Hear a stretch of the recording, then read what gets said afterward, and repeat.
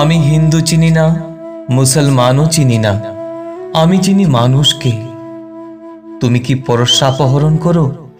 যদি করো, হিন্দু হলেও তুমি নিন্দনীয়, মুসলমান হলেও তুমি নিন্দনীয়। তুমি কি পরের দুঃখে ব্যথা অনুভব করো? যদি করো, হিন্দু হলেও তুমি বন্দনীয়, মুসলমান হলেও তুমি বন্দনীয়। তুমি কি নারীর সতীত্ব মর্যাদায় হস্তক্ষেপ করো? যদি করো, হিন্দু হলেও তুমি অমানুষ, মুসলমান হলেও তুমি অমানুষ। তুমি কি নারীর সতীত্ব মর্যাদা রক্ষার জন্য নিজের প্রাণ উৎসর্গ করতে পারো? যদি পারো, হিন্দু হলেও তুমি দেবতা, মুসলমান হলেও তুমি দেবতা।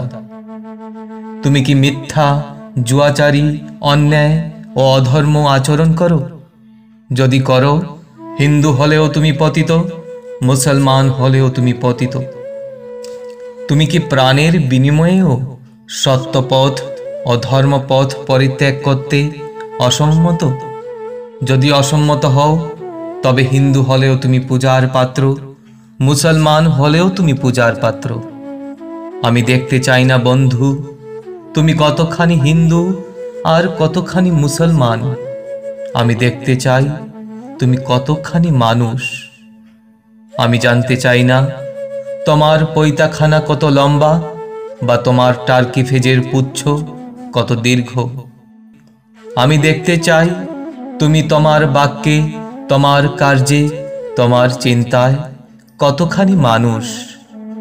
আমি মানুষ চাই, এবং সেই মানুষ যে সম্প্রদায়ের ভিতরেই দেখতে পাই না কেন, তারই আমি পূজা করব।